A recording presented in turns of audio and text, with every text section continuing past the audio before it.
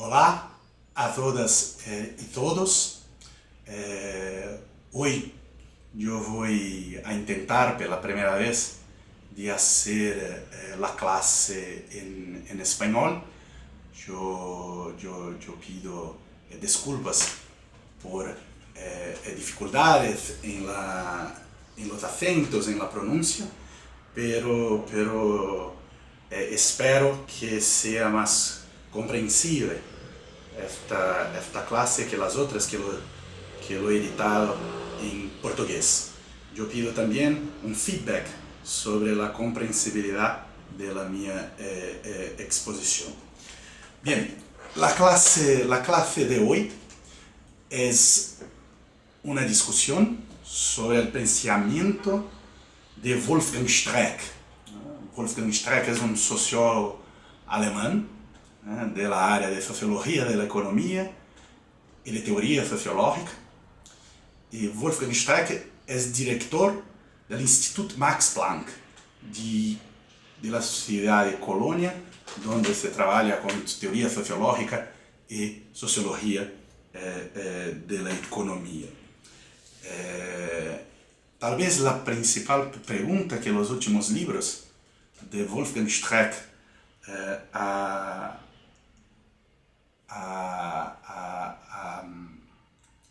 presentado es la pregunta: ¿cómo terminará el capitalismo?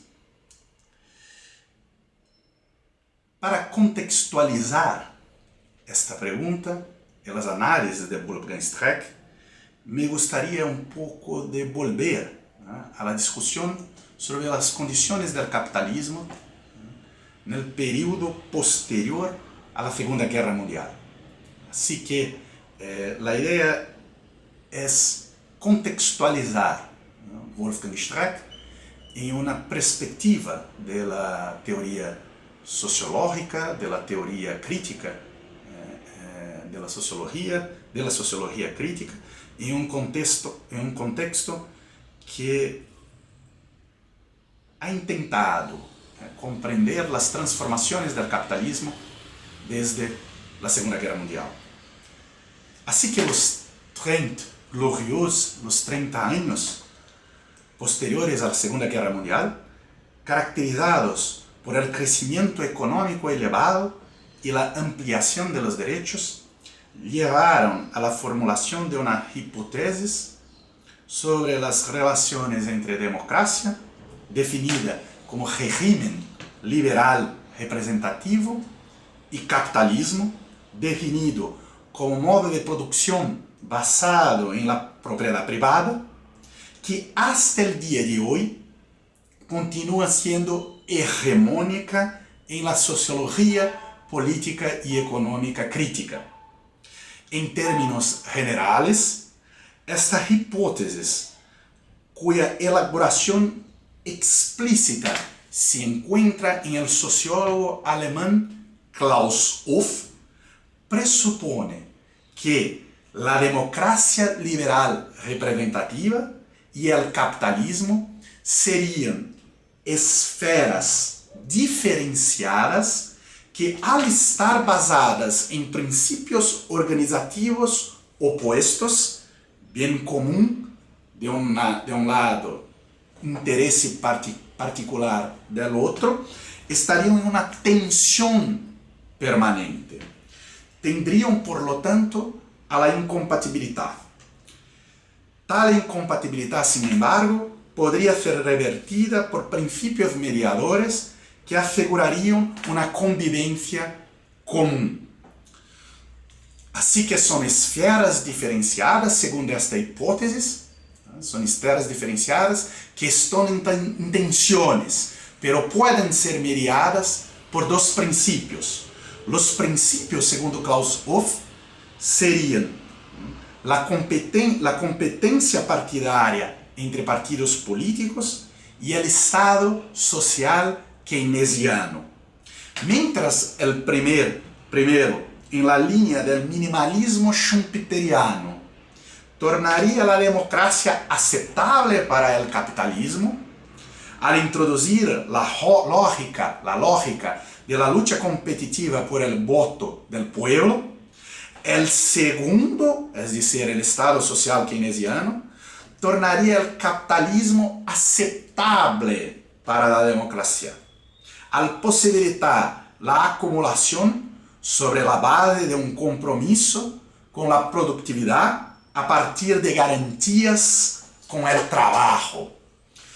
Cuando, tras el desencadenamiento de las crisis de representatividad y del welfare state en los años 80, se hace evidente que los dos principios mediadores entre capitalismo y democracia comienzan a fallar. La hipótesis hegemónica tal cual propuesta por Kláusov elige un nuevo arreglo sobre el cual apoyarse, es decir, el derecho. De acuerdo con la perspectiva, o con esta perspectiva, derechos humanos y constitucionales permitirían la regulación normativa de interacciones estratégicas y funcionarían como limitaciones fácticas que bloquearían la instrumentalización de las acciones voluntarias de los intereses privados. Esta es la fórmula muy conocida y explicitada por Jürgen Habermas. En su primera versión, la hipótesis hegemónica, tal cual formulada por Kláusov, es decir, las diferencias y las tensiones entre democracia y capitalismo podrían ser mediadas por el principio de la competencia partidaria y por el principio del Estado social keynesiano, solo logró mantenerse válida también en el periodo de los 30 años gloriosos, solo logró mantenerse válida debido a un sesgo espacial, de género y étnico de selección que distorsionó la estimación de su medida del mundo. Esto es, su plausibilidad dependió de la generación arbitraria de una experiencia parcial con el capitalismo y la democracia liberal representativa, la de los grupos signatarios del acuerdo de clases instituido en torno de las altas tasas de crecimiento de los años 1945-1973. Con ello, la hipótesis hegemónica desconsideró, por ejemplo, las estructuras de reproducción de la desigualdad en el ámbito del capitalismo global, o sea, el boom económico de los 30 años después de la Segunda Guerra Mundial favoreció solo a Europa Occidental y Estados Unidos y también Japón. Desconsideró la existencia de una división del mercado de trabajo entre un sector monopolista de trabajadores blancos y un competitivo de trabajadores negros o inmigrantes. Desconsideró también la dependencia de la acumulación keynesiana con la relación a la explotación del trabajo femenino doméstico. A pesar de lo anterior, determinadas condiciones institucionales del capitalismo monopolista del Estado durante los 30 gloriosos, sobre todo las medidas anticíclicas o anticrisis de intervención de los poderes públicos en la vida económica, hicieron mínimamente creíble el argumento de la compatibilidad entre democracia liberal representativa y capitalismo. Hoy no se puede más decir lo mismo. Las políticas actuales reproductoras de desigualdad están efectuándose en los términos de la racionalidad procedimental, liberal y democrática del Estado constitucional de derecho. Piénsese, por ejemplo, en el encarcelamiento masivo de la población negra en los Estados Unidos, el trato ilegal al inmigrante en la Europa, las declaraciones de estado de emergencia, como el de Francia pós-atentado de París, golpes parlamentarios como el de Brasil y Paraguay, políticas alemãs como la de Angela Merkel de austeridad como respuesta al plebiscito griego. Y ahora piénsese, por ejemplo, en la elección de Donald Trump en los Estados Unidos. La gran mayoría de los estados actuales en el mundo son democráticos constitucionales y neoliberales. Nunca había existido tanto neoliberalismo y tanta democracia representativa en el mundo. Hay claramente un paralelo entre la eclosión de la influencia política y la aceptación social de la democracia liberal representativa como proyecto emancipatorio y la estabilización de la acumulación neoliberal en la orden capitalista. Evidentemente, este escenario obscurece cualquier supuesta tensión entre democracia liberal y capitalismo. En lugar de diferencia, solo se ve un proceso unitario y amalgamado de violencia económica y política.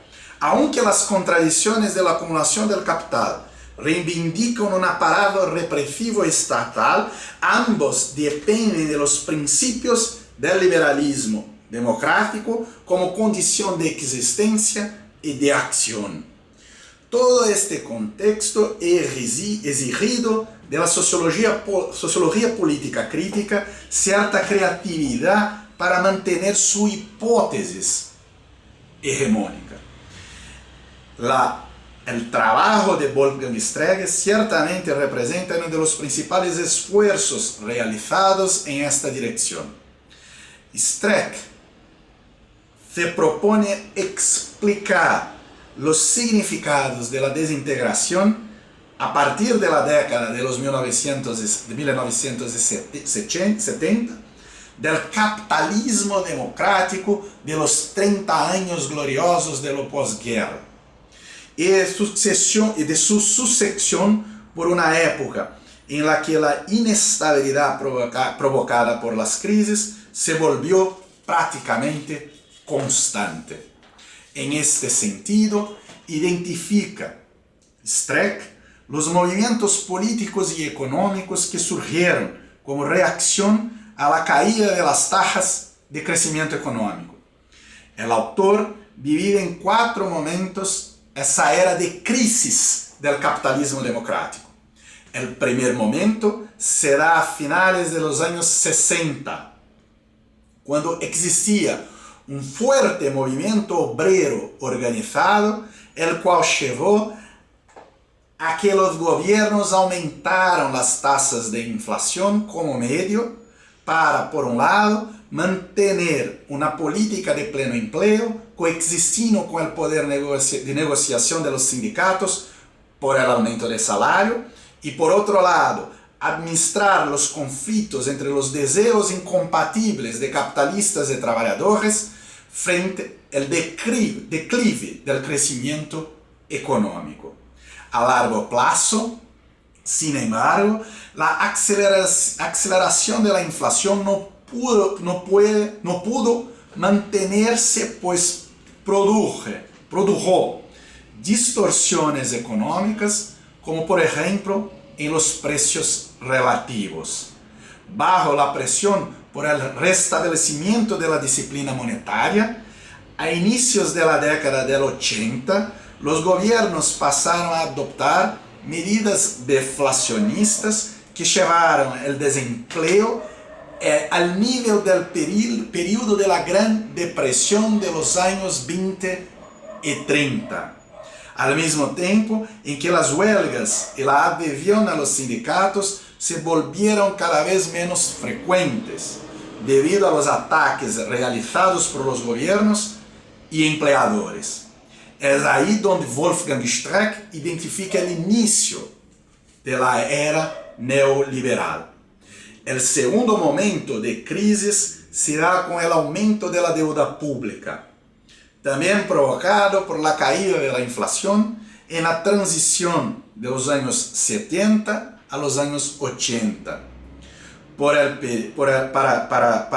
Wolfgang Streeck, algunos factores que motivaron el endeudamiento serían la aversión a la tributación por parte de los contribuyentes frente a la estagnación del crecimiento y el aumento en la demanda por asistencia social como resultado de los altos índices de desempleo.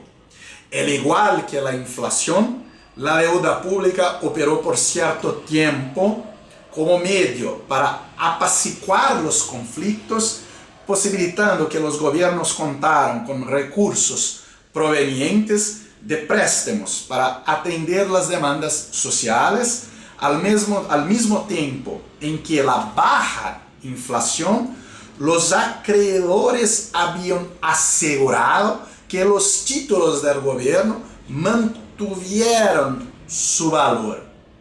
No obstante, de la misma forma como ocurrió con la solución inflacionaria, la política de endeudamiento no podía mantenerse indefinidamente, ya que cada vez crecía más la proporción del presupuesto público destinada al pago de la deuda,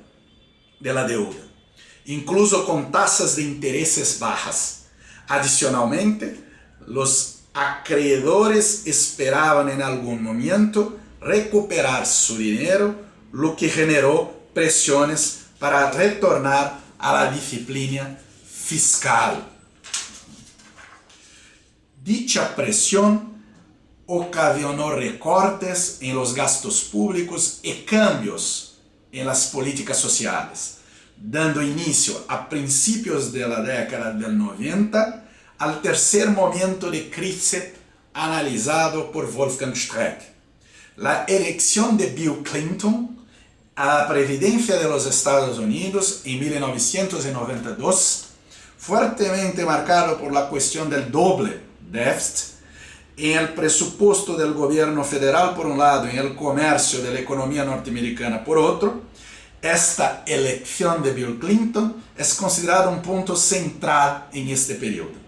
Aunque no está dentro del plan inicial, la pérdida de la mayoría demócrata en el Congreso de los Estados Unidos en 1994 llevó a la implementación de una intensa política de austeridad por parte del Partido Demócrata.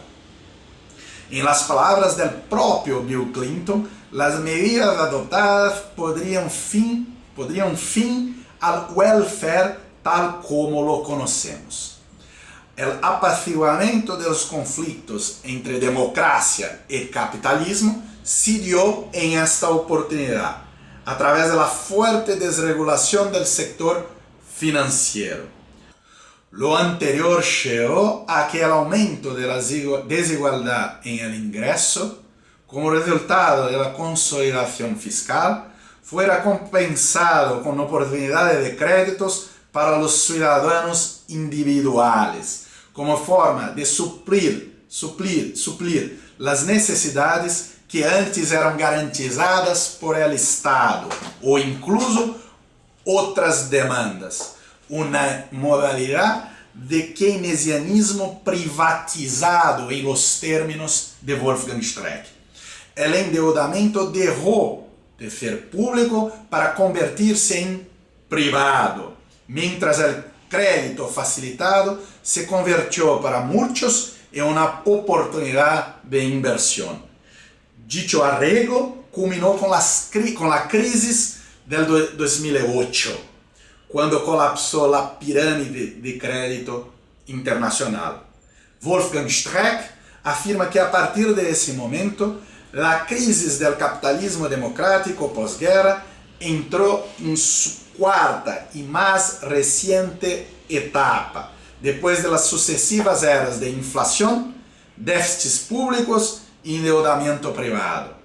La reacción política a la crisis promovió una socialización a través de los estados de los dudosos préstamos que habían sido otorgados, como medios para asegurar a los acreedores privados, lo que generó un nuevo aumento de las deudas y déficits públicos, acabando con la consolidación fiscal que se había logrado en los años anteriores. Tales medidas restablecieron las ganancias de los mercados financieros, al mismo tiempo en que estos demandaban nuevamente un retorno a la austeridad fiscal como forma de asegurar sus inversiones en las deudas públicas. El sociólogo alemán describe la reconfiguración de los conflictos distributivos del capitalismo doméstico como una lucha que en un primer momento se dio entre trabajadores e empleadores, y en un segundo momento entre ciudadanos electores y ministros de finanzas, pasando a una lucha ahora entre deudores privados y bancos privados. Actualmente, el conflicto se habría configurado a partir de la oposición entre instituciones financieras y los propios estados, que en 2008 evitaron la falencia de tales instituciones. Dichas modificaciones en los créditos centrales de la sociedad capitalista son también analizadas de forma similar en el capítulo 4, el ascenso del Estado consolidador europeo, del libro Cómo terminará el capitalismo, cuando Streeck muestra la transformación de aquello que llama de estado fiscal, tax state, en un estado deudor, debt state, y la prevalencia en el juego político de un pueblo mercado internacional en relación a un pueblo estado nacional que sería fruto también de los procesos de globalización financiera. Uno de los aspectos más relevantes del argumento de Wolfgang Streeck se refiere a la forma como sitúa estos distintos arreglos que se presentaron en los últimos años, en los últimos 40 años, en el contexto de un refuerzo gradual en los países ricos de tres tendencias de largo plazo que dificultan cada vez más la relación entre capitalismo y democracia. Serían las tendencias de, primero, caída de la tasa de crecimiento económico. Segundo, crecimiento generalizado del endeudamiento en los principales estados capitalistas. Tercero, crecimiento de las desigualdades económicas de ingresos y riquezas. Lo más alarmante de estas tendencias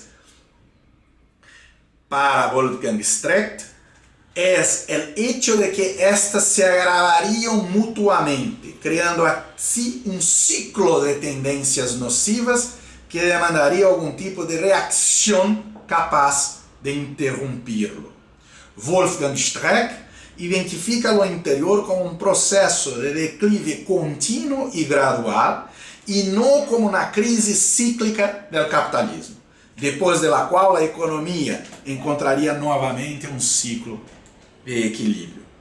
Por lo anterior, considera que las tendencias a crecer cada vez menos en el contexto cada vez más desigual y de mayor endeudamiento podrían llevar a una crisis de carácter sistémico, en la medida en que el capitalismo no lograría más aglutinar fuerzas capaces de revertir esas perspectivas de largo plazo.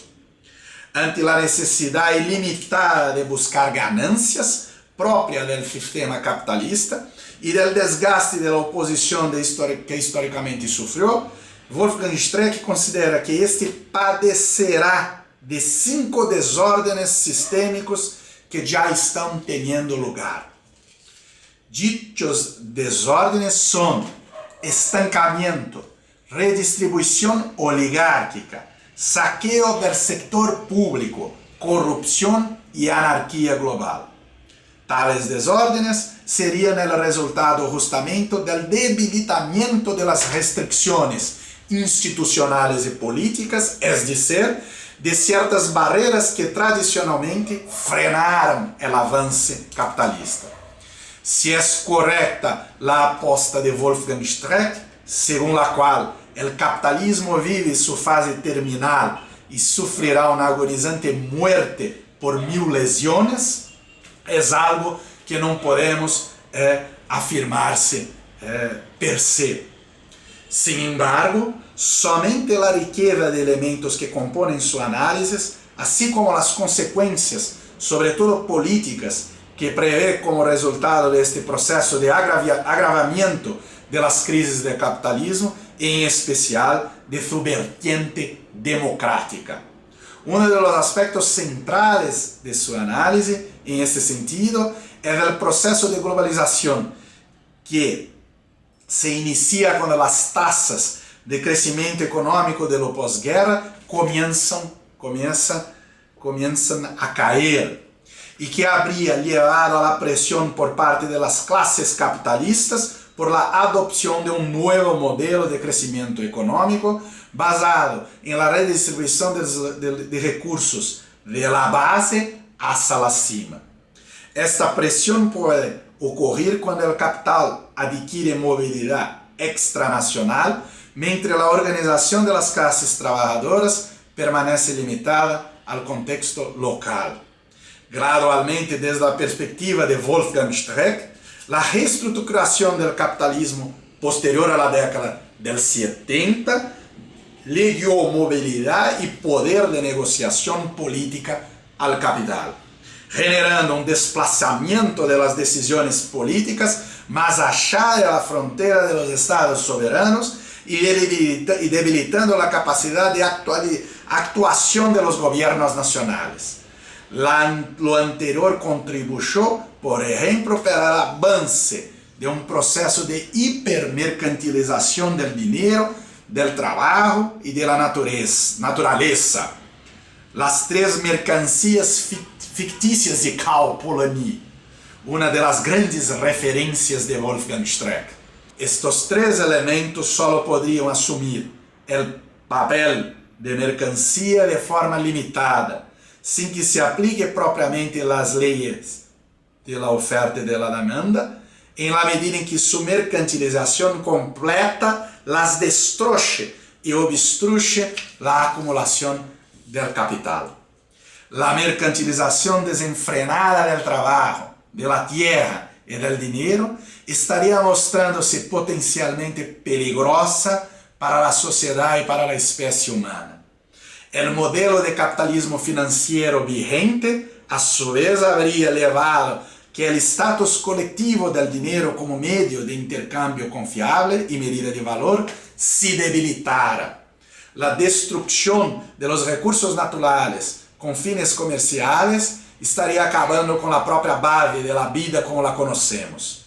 Además, el aumento creciente de la flexibilidad de los mercados de trabajo humano estarían llevando a individuos y familias a organizar sus vidas de forma alienada con los nuevos niveles de competitividad, intensificando así la estratificación social.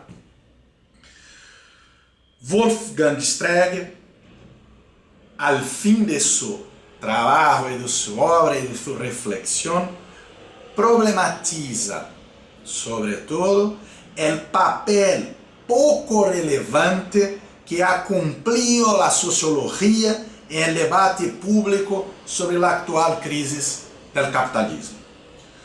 Concluye que la sociología debe recuperar el sentido de que en el capitalismo economía y sociedad están profundamente interconectadas, amalgamadas, de tal forma que esta no podría comprenderse sin la otra. En este sentido, Wolfgang Streeck hace una crítica radical a la teoría sociológica tal cual propuesta por Jürgen Habermas, que piensa el mundo dicotómicamente entre, de una parte,